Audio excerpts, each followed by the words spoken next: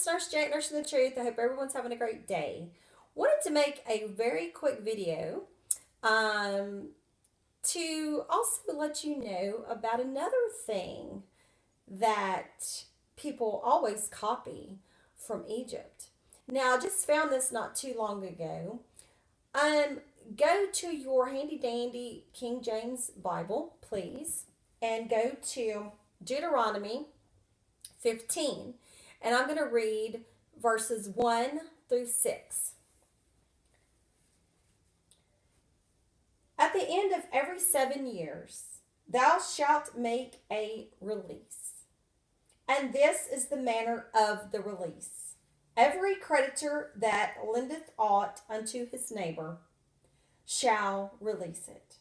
He shall not exact it of his neighbor or of his brother, because it is called the Lord's release.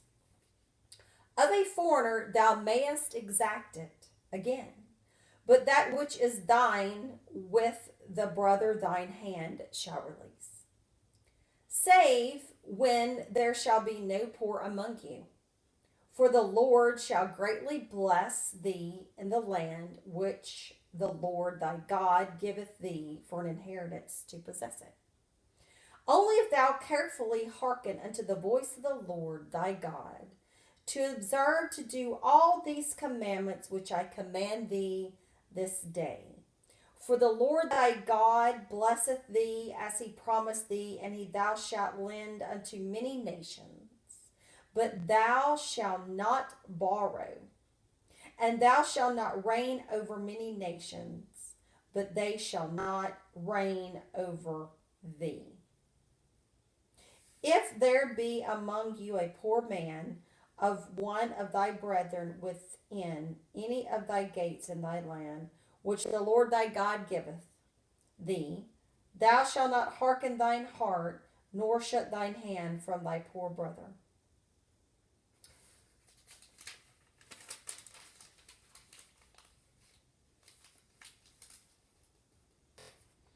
So basically, my friends, that is what you call debt forgiveness, where you cancel out the person's debt. Now, truth seekers, if this is the word of the Almighty Creator, the omnipotent, all-knowing, all-present God, and these are the holy words out of thy mouth, then we shall have debt forgiveness. If we believe and we live by this Bible per se, then we must go to our creditors and tell them that God said that you must release because he gave it to Moses. Okay, friends, let's get real.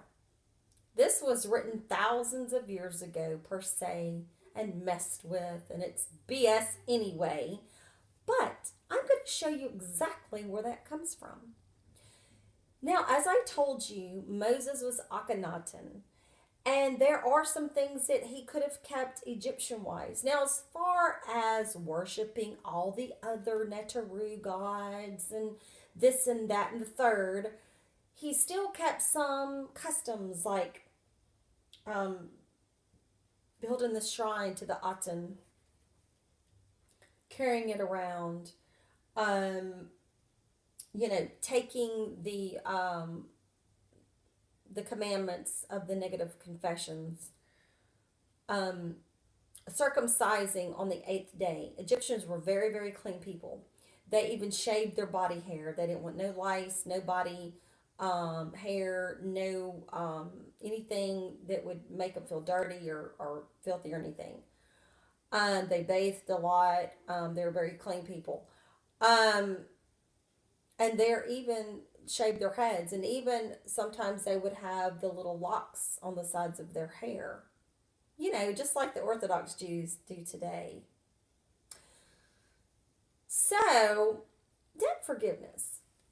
Where does this come from, my friends? Wow. If this was the Lord God.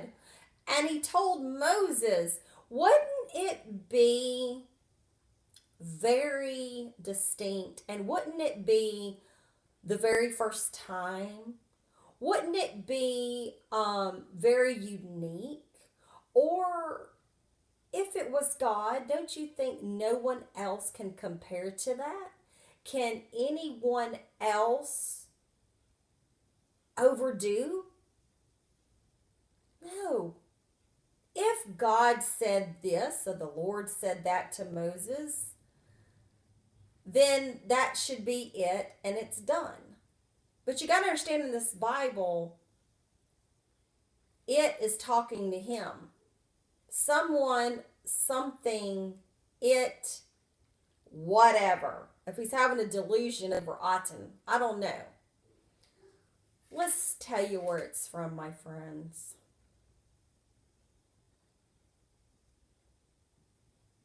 Hammurabi, king of Babylon, and debt cancellation. Don't you love it when Nurse J is on a roll and she's thinking of different things? These things just come to me, and I research and I find these things. Hammurabi Code is in the Louvre Museum in Paris. And why do I always get a phone call? The term code is inappropriate because what Hammurabi left us is a set of rules and judgments on relations between public authorities and citizens. Hammurabi began his 42-year reign as king of Babylon, located in the present-day Iraq. In 1792 BCE, what most history books fail to mention is that, like other governors of the city-state of Mesopotamia, Hammurabi proclaimed the official cancellation of citizens' debts owed to the government, high-ranking officials, and dignitaries. The so-called Hammurabi Code is thought to date back to 1762 BCE. Its epilogue proclaims that the powerful may not oppress the weak, and the law must protect widows and orphans. Oh, do I hear that in the Old Testament? Mm-hmm. And in the New. Don't oppress the weak. In order to bring justice to the oppressed, the many ancient documents deciphered from cuneiform script have enabled historians to establish beyond any doubt that 4 general cancellations took place during Hammurabi's reign: 1792 BCE, 1780 BCE, 1771 BCE, and 1762 BCE. In Hammurabi's time, economic, political, and social life were organized around the temple and the palace. Those two closely enmeshed institutions were their numerous artisans, workers, and of course scribes, constituted the apparatus of the state, not so very different from today's governments. The temple and the palace provided their employees with board and lodge. They thus received food rations sufficient for 2 full meals a day. The peasantry was provided with land, which they rented, tools, drought animals, livestock, and water for irrigation so that they could grow food for the workers and dignitaries. Thus, the peasants produced barley, oil, fruit, and veggies, a portion of which, when harvested, they had to pay the state as rent. So, we know Hammurabi did very good, and a lot of people really liked him back then. Now, there's evidence of debt cancellation as far back as 2400 BCE, 6 centuries before Hammurabi's reign, in the city of Lagash, which is Sumer. The most recent instant dates back to 1400 BCE in Nuzi, N-U-Z-I. In all, historians have identified with certainly about 30 general debt cancellations in Mesopotamia from 2400 to 1400 BCE.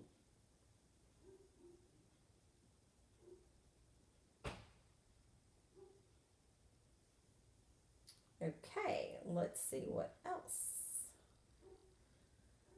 on this I was going to tell you. If I can get to it. Oh, people, please. Why must I do this? Seriously?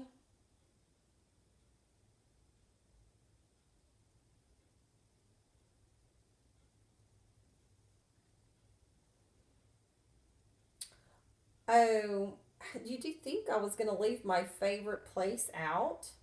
Of course not. Egypt. The Rosetta Stone confirms the tradition of debt cancellation. You see, Akhenaten Moses was not a Sumerian or a Babylonian.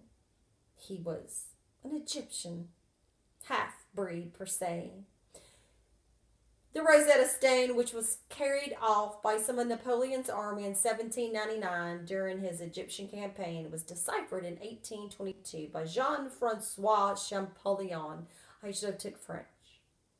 Today, it is in the British Museum in London. His translation was facilitated by the fact that the stone bears the same text in three languages: Ancient Egyptian, Egyptian Demotic, and the Greek of Alexander. Now, the Rosetta Stone text confirms that the tradition of debt cancellation was upheld in Egypt by the pharaohs from the 8th century BCE, before Alexander the Great conquered the country in the 4th century BCE. It relates that the pharaoh Ptolemy V canceled all debt due to the throne by the people of Egypt and beyond 196 BCE. Despite great differences between the society of Pharaonic Egypt and that of the Bronze Age Mesopotamia, there is evidence that both had a tradition of proclaiming amnesty before general debt cancellation. Ramesses IV, he lived 1153 to 1146 BCE, proclaimed that those who had fled the country could return and that those who were in prison should be freed.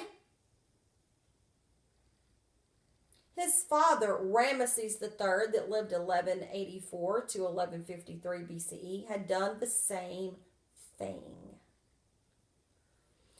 Note that in the second millennium BCE, there does not seem to have been debt enslavement in Egypt. No debt enslavement in Egypt. All slaves were war booty. The proclamations made by Ramesses III and IV concerned the cancellations on taxes owed to the pharaoh, the liberation of political prisoners, and the possibility for those in exile to return home.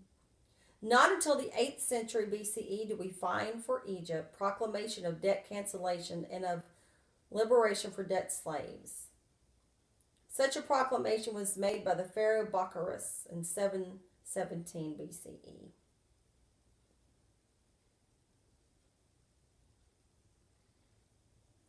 In neighboring Assyria, the emperors of the first millennium BCE also adopted the tradition of debt cancellation, as did the rulers of Jerusalem in the 5th century BCE.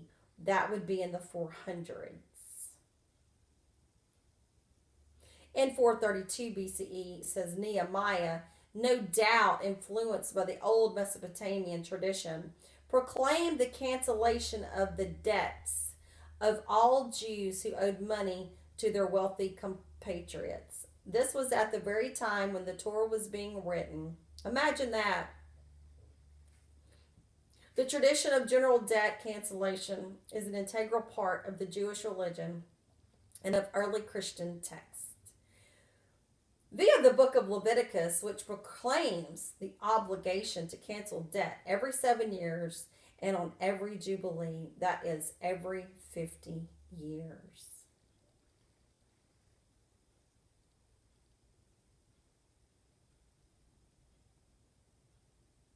So, my friends, I hope you've liked this little video. I thought it was very interesting when I come across it the other day, because there's nothing new under Ra, or Amun Ra, or Atum, or Rahar Kuti, or just plain out Ra. You see, it makes it look like it was first. original. No one ever did it. Who was first? Was it Nehemiah first? Was the book of Exodus and Deuteronomy first? You see, a little bit of this and a little bit of that just makes up for a hodgepodge Torah. So, did God really tell Moses to do this? This, friends, had been going on way before Moses was born, way before Akhenaten was born. So until next time, my lovely truth seekers, Hotep and Ashe, and we shall see you next time. Have a great day, guys. Bye.